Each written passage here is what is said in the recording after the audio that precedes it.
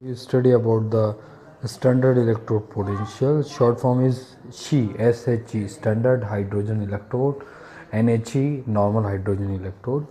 देखिए इस इलेक्ट्रोड में क्या होता है, स्टैंडर्ड हाइड्रोजन इलेक्ट्रोड का पोटेंशियल हमेशा ज़ीरो माना जाता है, 0 वोल्ट। ऑब्जेक्टिव के लिए याद रखिएगा, ज़ीरो पोटेंशियल होता है। और जिस भी मेटल का हमें इलेक्ट्रोड बनाना होता है उसके पोटेंशियल को स्टैंडर्ड हाइड्रोजन इलेक्ट्रोड के अकॉर्डिंग कैलकुलेट करा जाता है। देखिए इसका पोटेंशियल जीरो होता है तो जो भी इसके पैरेलल इलेक्ट्रोड लगाया जाएगा उसके कारण गैल्वेनोमीटर में डिफ्लेक्शन होगा, और वही जो डिफ्लेक्शन होगा वो सामने वाली मेटल का इलेक्ट्रोड पोटेंशियल होगा। स्टैंडर्ड मीन्स होता है 25 degree Celsius, 1 atmospherical pressure and 1 molar concentration. जब ये तीनों चीज़ कॉमन रहेंगी तो हम उसको बोल सकते हैं स्टैंडर्ड कंडीशन। मैंने क्या बताया आपको, स्टैंडर्ड मतलब 25 degree Celsius temperature, 1 atmosphere pressure और 1 मोलर कंसनट्रेशन अगर रहेगी तभी तब उस कंडीशन को स्टैंडर्ड कहा जाता है। In standard hydrogen electrode take a 1 beaker filled with the 1 MnHCl solution. इसमें HCl का सॉल्यूशन फिल होता है। ये जो ब्लैक कलर की है, this is the platinum wire and here is the platinum plate hang by the platinum wire. Okay, और जो दिख रहा है प्लेटिनम वायर, प्लेटिनम प्लेट और covered by the glass and the two hole in the glass, one is upper hole and another lower hole. From the upper hole we pass the hydrogen gas, and then lower side the hydrogen remove in form of H plus ion.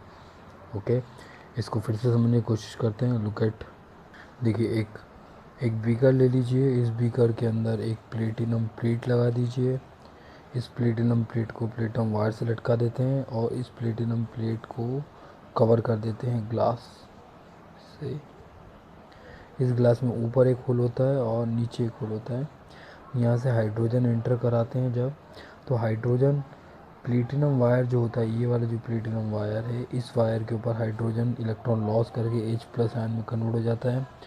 और जब ये H plus ion यहाँ से नीचे वाले whole से बाहर निकलते हैं तो सॉल्यूशन के अंदर जो इलेक्ट्रॉन होते हैं HCl के अंदर, यहाँ से इलेक्ट्रॉन को गेन करके दोबारा H2 की फॉर्म में बाहर निकलते हैं। आप समझ रहे होंगे मैं क्या कहना चाह रहा हूँ, कि जो प्रोसेस होती है वो ये होती है कि जो प्लेटिनम, ये जो ग्लास स्लैब है, इसके अंदर जो नीचे दो होल दिए हैं, यहाँ से हाइड्रोजन H प्लस की फॉर्म में बाहर निकलती है। और जो सॉल्यूशन है, इस सॉल्यूशन से इलेक्ट्रॉन गेन करके, ये इलेक्ट्रॉन यहाँ से गेन करेगी सॉल्यूशन से, दोबारा कन्वर्ट हो जाएगी H2 की फॉर्म में। ठीक है, पहले हमें यहाँ H2 पास करना पड़ता है। जब H2 इसमें एंटर करता है तो प्लेटिनम जो प्लेट होती है, वायर होता है और प्लेट होती है, यह हाइड्रोजन गैस से इलेक्ट्रॉन को एब्जॉर्ब करके हाइड्रोजन आयन में कन्वर्ट करती है, जिसके कारण इस प्लेटिनम प्लेट पे जो भी गैल्वेनोमीटर जड़ा होता है उसमें डिफ्लेक्शन होता है, जिसे मेज़र कर लिया जाता है। ओके, अच्छा, इसका यूज़ कैसे करा जाता है, देखिए ये आपका हाइड्रोजन इलेक्ट्रोड मान लीजिए, ये है हाइड्रोजन इलेक्ट्रोड। यहाँ पे एक और इलेक्ट्रोड लगा दिया जाएगा जिसका आपको पोटेंशियल निकालना है। इसको दोनों को गैल्वेनोमीटर से कनेक्ट कर लिया जाएगा। एक बीच में सॉल्ट ब्रिज लगा देंगे, सॉल्ट ब्रिज लगेगा। और सॉल्ट ब्रिज लगाने के बाद जब इसमें प्रोसेस चालू होगी तो यहाँ पर गैल्वेनोमीटर में डिफ्लेक्शन होगा, जिसे हम बोल सकते हैं standard hydrogen electrode. Okay,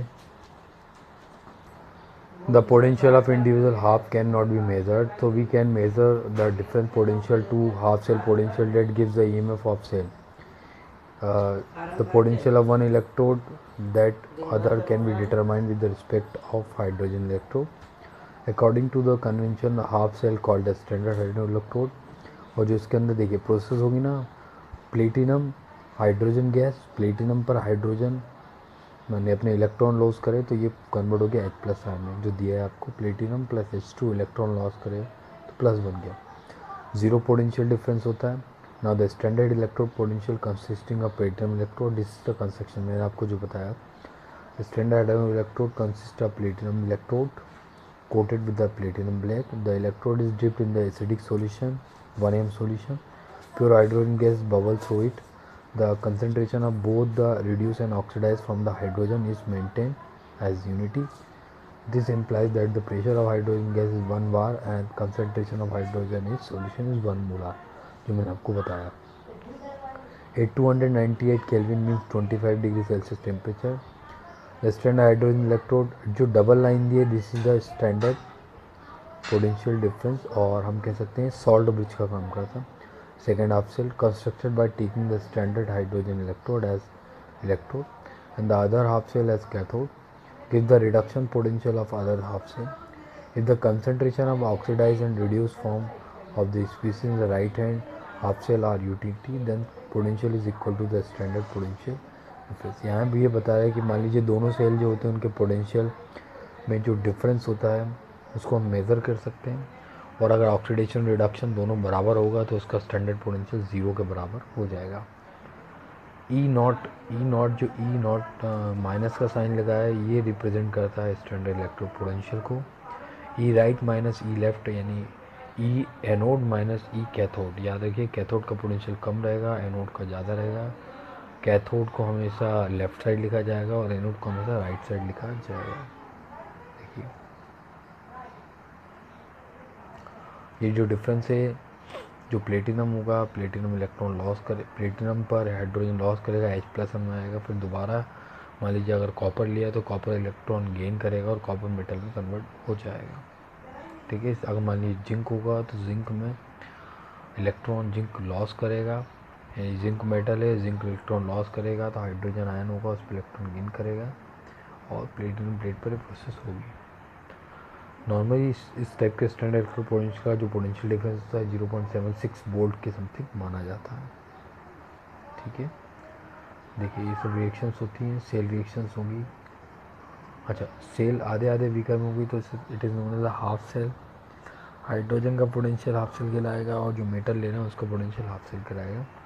hydrogen से अगर मोर रिएक्टिव मेटल है तो वो इलेक्ट्रॉन लॉस करेगी, एज अ एनोड वर्क करेगी और हाइड्रोजन कैथोड वर्क करेगा। जबकि अगर हाइड्रोजन से कम रिएक्टिव मेटल होगी तो हाइड्रोजन एनोडिक वर्क करेगा और जो लेस रिएक्टिव मेटल है वो कैथोडिक वर्क करेगी। हाइड्रोजन पर ऑक्सीडेशन होगा जबकि मोर लेस रिएक्टिव मेटल पे रिडक्शन होगा। ठीक है, देखिए आगे स्टैंडर्ड इलेक्ट्रो पोटेंशियल आपको बता चुका, किसी भी सेल का जो पोटेंशियल 1 एटमॉस्फेयर 25 डिग्री सेल्सियस और 1 कंसनट्रेशन पे होता है तो उसे स्टैंडर्ड इलेक्ट्रो पोटेंशियल कहा जाता है। ओके, यहाँ आपको बीच में दिया है कि लिथियम अगर मेटल है तो lithium is the most powerful reducing agent, यानी लिथियम जो इलेक्ट्रॉन को लॉस करेगी, जबकि फ्लोरीन जो होता है स्ट्रॉन्ग ऑक्सीडाइजिंग एजेंट यानी इलेक्ट्रॉन को गेन करेगी। इसी तरह जो हाईली रिएक्टिव है lithium, sodium, potassium, magnesium, calcium, zinc, cobalt जो हाइड्रोजन से ज़्यादा रिएक्टिव मेटल्स होती हैं वो हमेशा इलेक्ट्रॉन लॉस करती हैं, एनोड की तरह बिहेव करेंगी और ऑक्सीडाइजेशन उसका नेचर जो है रिड्यूसिंग होगा। आप इसको ये बोल सकते हैं इनका स्टैंडर्ड इलेक्ट्रॉन पोटेंशियल कम होता है यानी माइनस में होगा। जो लेस रिएक्टिव मेटल होती है इनका स्टैंडर्ड पोटेंशियल प्लस में होता है और ये हमेशा ऑक्सीडेशन करती हैं यानी इलेक्ट्रॉन को गेन करती हैं। याद रखिएगा पूछा जाता है। इसके बेसिस पे आपको 10th चैप्टर में भी क्वेश्चन 10th चैप्टर में जो है क्वेश्चन आंसर आएंगे कि स्टैंडर्ड पोटेंशियल से आप क्या समझते हैं। तो आप कहेंगे the potential of any cell at the 25 degree Celsius temperature and 1 atmosphere pressure, concentration of solution should be 1 molar, so we can say the potential is known as the standard electrode potential. Okay, now how would you determine the standard electrode potential of system Mg M2? देखिए Mg जो है hydrogen के compare में करेंगे तो magnesium ज़्यादा reactive metal है तो एनोड की तरह बिहेव करेगा और इलेक्ट्रॉन लॉस करेगा, जबकि हाइड्रोजन कैथोड की तरह बिहेव करेगा और इलेक्ट्रॉन गेन करेगा। इसका स्टैंडर्ड पोटेंशियल कम आएगा हाइड्रोजन से। Can you store the copper sulfate solution in the zinc pot? No. Zinc is more reactive metal than copper, so zinc replace the copper and to form zinc sulfate. Another way ये कह सकते हैं कि standard electron potential of zinc is less than the copper, so zinc loss electron and copper gain electron। यानी ये समझ लीजिए जिसका standard potential ज़्यादा होता है वो इलेक्ट्रॉन गेन करता है, जिसका पोटेंशियल कम होता है वो इलेक्ट्रॉन लॉस करता है। Consult the table of standard potential, suggest the 3 substances that can oxide ferrous ion under the suitable condition। यहाँ 3 कंडीशन है, iron, iron plus, iron double plus, iron triple plus. तो iron, जब जो pure iron इतना वो electron loss करेगा यानी reducing nature करेगा, +1 भी रिड्यूसिंग करेगा, +2 भी रिड्यूसिंग करेगा, बट +3 स्टेट पे वो ऑक्सीडाइजिंग करना चालू करेगा। इसको समझते हैं। आयरन ट्रिपल+ होता है। देखिए आयरन अगर फर्स्ट कंडीशन में होता है तो उसमें हम देखें तो यहाँ पर ये इलेक्ट्रॉन लॉस करने की कंडीशन है यानी रिड्यूसिंग नेचर होगा। यहाँ भी इलेक्ट्रॉन लॉस करने की कंडीशन में रिड्यूस, और यहाँ भी इलेक्ट्रॉन लॉस करने की कंडीशन में रिड्यूस होगा। बट जब आयरन अपनी मैक्सिमम ऑक्सीडेशन स्टेट पे पहुँच गया यानी उसने अपने पास जितने इलेक्ट्रॉन दे सकता था दे दिए, अब इलेक्ट्रॉन देने की कंडीशन में हो तो इलेक्ट्रॉन गेन करेगा यानी यहाँ पे ऑक्सीडाइजिंग नेचर को शो करेगा, इलेक्ट्रॉन गेनिंग नेचर को शो करेगा। इस तरह हम किसी भी मेटल को ले लें, अगर आप कॉपर की बात करें तो कॉपर इलेक्ट्रॉन लॉस कर सकता है, यहाँ पे प्लस भी लॉस करेगा, बट डबल+ की अगर बात करें तो इलेक्ट्रॉन गेन करेगा यानी ऑक्सीडाइजिंग, रिड्यूसिंग नेचर को शो करता है। इसके बाद अगर हम बात करें सोडियम की बात करें तो सोडियम मेटल होती है। सोडियम यहाँ पर इलेक्ट्रॉन अगर देखें सोडियम और सोडियम प्लस में, तो यहाँ पे अंतर आ गया कि ये इलेक्ट्रॉन लॉस करेगा तो रिड्यूसिंग है, ये इलेक्ट्रॉन गेन करेगा तो ऑक्सीडाइजिंग है। तो कोई मेटल जब अपनी मैक्सिमम ऑक्सीडेशन स्टेट पे जाती है तो we can say its act as the oxidizing nature. इसी तरह अगर हम नॉन मेटल्स की बात करें, फ्लोरीन अभी इलेक्ट्रॉन गेन करेगा, बट जैसे ही इलेक्ट्रॉन इस पर चार्ज आएगा तो इलेक्ट्रॉन लॉस करने की कोशिश करेगा, रिड्यूसिंग, और ये हो जाएगा ऑक्सीडाइजिंग। इसी तरह अगर हम ऑक्सीजन की बात करें तो ऑक्सीजन अगर इस कंडीशन में तो इलेक्ट्रॉन गेन करेगा, बट O2 डबल- होगा तो इलेक्ट्रॉन लॉस करेगा यानी रिड्यूसिंग नेचर। तो मेटल जब अपनी ऑक्सीडेशन स्टेट पे होती है मैक्सिमम तो रिड्यूसिंग नेचर शो करती, ऑक्सीडाइजिंग नेचर शो करेगी, और नॉन मेटल जब अपनी मैक्सिमम ऑक्सीडेशन स्टेट पे होती है तो वो रिड्यूसिंग नेचर शो करती है। इस चीज़ को आप दिमाग में बिठा लेंगे। चलिए नॉनर्स इक्वेशन, इसको आपको केवल याद रखना है, प्रूफ नहीं करना क्योंकि एग्जाम में नहीं आएगा। फिर भी we have assumed at the previous section that the concentration of all the species involved the electrode reaction is unity. This need not be always true. The nonce should that for the electrode reaction magnesium अपने electron gain करेगी तो convert to metal form. Okay, यहाँ पे electron अगर gain हो रहा है तो ऑक्सीडेशन होगा। अच्छा, अब इसके लिए E M N plus upon M equal E0m+/m minus RT/NF in logarithm m/m+n। जो भी मेटल के लिए आपको लिखना है, ये यूनिवर्स इक्वेशन है फॉर नॉनर्स इक्वेशन, तो आपको याद रखना है। कोई मान लीजिए अगर जिंक है तो आप लिखेंगे zinc electrode zinc plus then m RT/NF plus Zn/Zn+। इधर अगर कॉपर का जाएगा तो आगे से कुछ नहीं है, RT/NF in log copper plus आ जाएगा। ठीक है, देखिए इसको आपको याद रखना है। 1 फेराइड इजिकल 96,487 कूलाम्स होता है, लेकिन कई बार पेपरों में 96,500 कूलाम कर दिया था, नियरेस्ट वैल्यू कर जाती है, सिग्निफिकेंट फिगर करता है ताकि कैलकुलेशन इजी किया जा सके।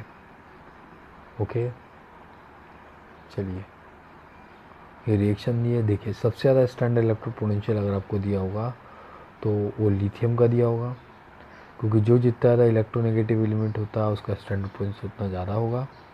और नीचे देखिए सबसे कम highly reactive metal lithium, sodium, potassium इनका दिया है, इनका पोटेंशियल माइनस में होता है। और the arrangement of element according to standard electric potential it is known as the electrochemical series. फिर से सुनिए, arrangement of element according to the reactivity according to the standard electric potential is known as the electrochemical series। आगे देखें, ये जो equation दी है मैंने आपको बताया, कॉपर पर जिंक को फॉर्म में रख देंगे। अच्छा, अब ये याद रखिए कि कैथोड माइनस, अपन ने पढ़ा है अभी कि एनोड का स्टैंडर्ड पोटेंशियल जो है कम होगा और कैथोड का ज़्यादा होगा, तो ई कैथोड माइनस एनोड। देखिए कैथोड कॉपर है, कॉपर में से एनोड माइनस कर दिया, आपने वैल्यू पुट करी, वैल्यू पुट की तो फाइनल इक्वेशन है कि E cell equal E0 cell minus RT/2F Zn++ copper plus. देखिए ये याद रखने वाली चीज़ें हैं, इनको आपको याद करना है। ठीक, वैल्यू पुट करेंगे। देखिए इक्वेशन आ गई आपके पास, पुट द इक्वेशन, देखिए E cell equal E naught cell minus R T upon N F, R की वैल्यू पुट कर देंगे, टी की वैल्यू पुट कर देंगे, एफ की वैल्यू पुट करेंगे, तो आपको एक कांस्टेंट वैल्यू की 0.059 upon N F. N is a electron, N equal जो होता है किसी भी रिएक्शन जो इलेक्ट्रॉन ट्रांसफ़र होते हैं वो होता है। Log A is anode and C यानी कैथोड, ए के ऊपर एक्स चार्ज यानी जो मोल्स होते हैं वो लिखना है, वाई के ऊपर मोल्स जो आपको न्यूमेरिकल में दिया हुआ है। लुक एट द स्क्रीन, ये क्वेश्चन आपको दिया है, देखिए वही हमने करा E naught is equal R T upon N F, तो R T upon N F, R T upon N F, तो आर टी अपॉन एफ की वैल्यू हमने पुट कर दी 0.0592, टू की जगह 2। ई सेल जो दिया है उन्होंने पेपर में दिया है 3.17 वोल्ट। देन लॉग की वैल्यू पुट कर 0.013। देखिए ये जो ट्रू आया है ये ए जी की कंसनट्रेशन है, यानी ए जी के मोल है। वही तरह एम जी के मोल लिखना, हमेशा रिएक्टेंट साइड के मोल लिखेंगे, आप वैल्यू पुट कर देंगे तो आंसर आपका आ जाएगा। ओके ना, इक्विलिब्रियम कांस्टेंट सेम जो आपने नॉट इक्वेशन ली है, इसी में अगर आप वैल्यू पुट कर देंगे, देखिए जिंक अपॉन जिंक, तो अगर स्टैंडर्ड हाइड्रोजन इलेक्ट्रोड पुट लें तो ई सेल जो है वो आपका ज़ीरो के बराबर हो जाएगा। यहाँ पर देखिए ई सेल इक्वल ज़ीरो रखा है, तो ई स्टैंडर्ड इलेक्ट्रोड पोटेंशियल को आप इधर साइड ले जाएंगे, साइड चेंज करेंगे तो प्लस में कन्वर्ट हो जाएगा। 2.33 आर टी अपॉन 2 एफ रखा और के सी की वैल्यू आपने पुट कर दी, लॉग के सी की वैल्यू होगी 1.1 वोल्ट पुट कर दिया, आपका आंसर आ जाएगा K C equal to into 10⁻⁸ kelvin. Okay, यहाँ पे आपका आंसर आ जाएगा, ये आपको याद रखना। Thank you.